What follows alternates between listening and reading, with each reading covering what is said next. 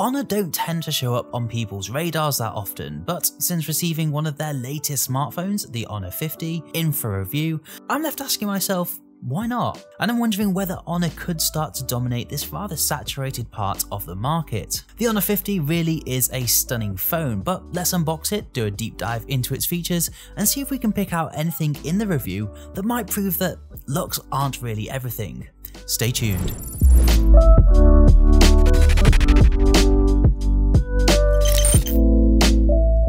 What's up guys, welcome back to Tech It Easy.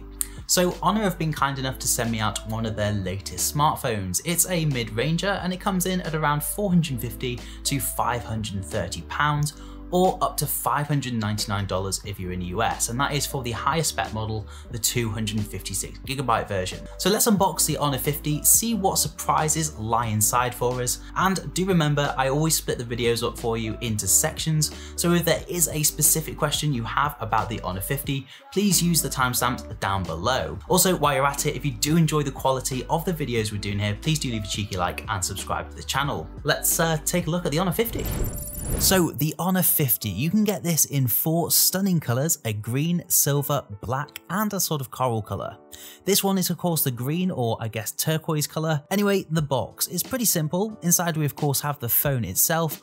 Obviously, I've already gone ahead and broken into this, but underneath the phone, interestingly, you actually get a silicone case with it. There's nothing special, but I think it's fantastic you actually get this included with the phone. You also have your charging cable, SIM ejector tool, and of course all your manuals. Now, surprisingly, and perhaps a relief for some, you do actually get a wall socket adapter included in the box. You also get some USB Type-C earphones. Not that they're really anything special, but again, I think it's really generous that they've included these. That's basically all there is to it, so let's take a look at the Honor 50 itself. I mean, what can I say? It's beautiful, stunning in fact. I'm loving the design, the mirror finish is awesome, huge camera modules on the back there, and we do have the logo nicely sitting at the bottom left. The phone does come with a pre-installed screen protector, which you can remove if you want to, but it's not recommended. The edges of the phone are curved slightly, giving me a sort of S7 or even a Note 10 vibe. I don't mind that, it does make the phone feel really sleek and modern. At the bottom we have your SIM card tray, rear firing speaker and a USB-C charging port. On the right hand side we have the volume rocker and the power button, again very similar to the Note 10, so a very familiar setup to me, as that was my last phone. Anyway, moving on, it does have a fingerprint scanner. This is located under the display. It's okay, I feel like I've tested faster ones before, but it still does the job. Its accuracy seems to be on point. Interestingly, it actually lights up when you press on it, which is, I guess, a nice touch and not something that I've seen on phones before. Lastly, you have your selfie camera at the top in a punch hole like design, again giving me Note 10 vibes, and then on the rear you have a 108 megapixel camera. I won't go too much into detail about that though, we'll swing back to the camera setup later on in the video. Now, design aside for a second, let's talk about the display of the Honor 50. The Honor 50 features a 6.57 inch OLED display. With it being OLED, you get those really nice deep shadows and crisp, vibrant colours that make the display feel like a flagship competitor. If that's not enough for you though, let me direct your attention to the refresh rate. The Honor 50 also features a 120Hz refresh rate, making the screen feel super responsive and games look really fluid and clear. As far as brightness goes, as you can see, it shows up really clear outside in direct sunlight. I'll admit I've seen brighter displays, but it's definitely not at the bottom of the set. Lastly, as we mentioned earlier on, we do have that under display fingerprint reader, just in case you missed the first part.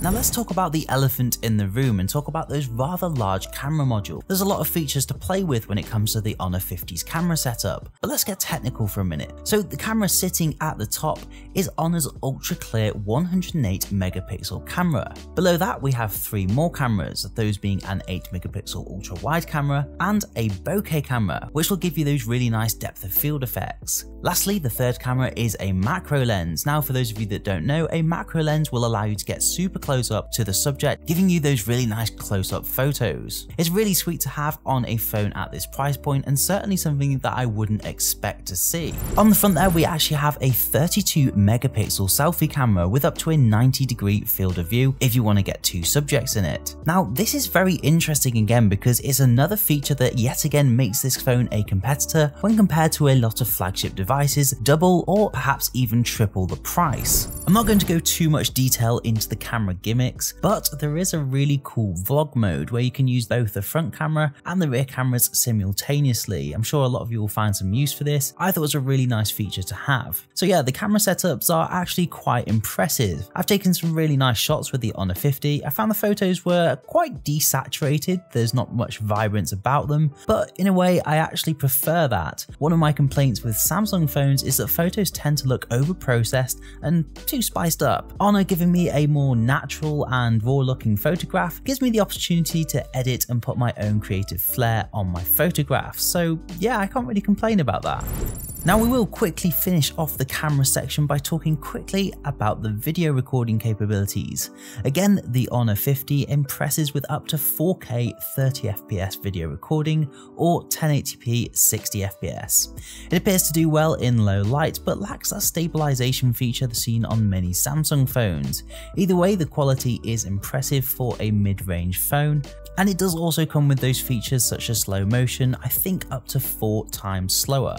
Camera out of the way, let's get a little bit more technical again and talk specs. The Honor 50 is running the impressive Snapdragon 778G processor, absolutely fine and more than adequate for gaming and everyday multitasking. I haven't once felt like the phone was struggling, and games like Call of Duty, Fortnite, Minecraft, or whatever you decide to play are going to be absolutely fine on this phone. Paired with a nifty Snapdragon 778G processor, the Honor 50 also comes equipped with up to 8GB of RAM and 256GB of onboard storage, plenty for most everyday users.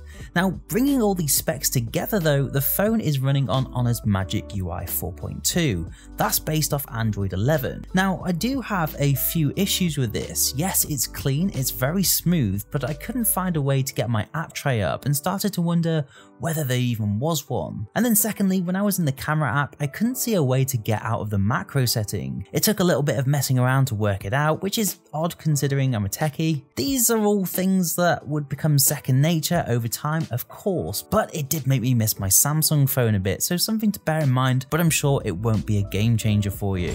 Anyway, moving on, some features to be aware of on the Honor 50 include Wi-Fi 6 technology alongside 5G, and it also comes equipped with things like NFC so you can use your Google Pay app. It is however lacking wireless charging, which is a shame as some of its competitors certainly offer this feature. However, I am finding more and more that it's not a feature that you guys tend to be too worried about. On the subject of charging though, what the Honor 50 does have is 66 watt supercharged technology, which will charge the device up to 70% full in just 20 minutes or 100% in 45 minutes, which isn't too bad. It has a 4300 mAh battery, which could give you up to 18 hours of battery life depending on how you're using your phone. Again, from testing, I can say with some confidence that those stats are true. The battery life of the Honor 50 was actually one of the first things that I noticed. Lastly, it does feature an ambient, proximity and gravity sensor, as well as an inbuilt fingerprint scanner, which we've mentioned a few times now. Also worth noting that the phone does come readily equipped with GPS technology, as you might expect, so you will be able to use all your Google Maps and those sorts of things. So we're going to start wrapping things up here. What do I think of the Honor 50? Well, personally, I think it's a phenomenal phone. It's definitely up there in terms of value for money, and I really don't think that Honor have cut any corners here. Yes, it might be missing a few features such as wireless charging, and the UI might take a little bit of getting used to for some, but I really don't think these are game-changing mishaps. At the time of recording, Honor have actually put up an offer bringing the Honor 50 below the £400 mark, which in my opinion is so worth it. So if you are looking for a phone around this sort of budget, definitely consider the Honor 50. Do let me know down below though what you think of the Honor 50. Does it have a place in your pocket, or is it a no from you? Finally, big thanks to Honor for sending me the phone out. It's been an absolute delight to review, and I'm looking forward to reviewing some more of their tech. Anyway, I've been Alex, this has been Tech It Easy. Thank you so much for watching, and I'll see you in the next one. Yo.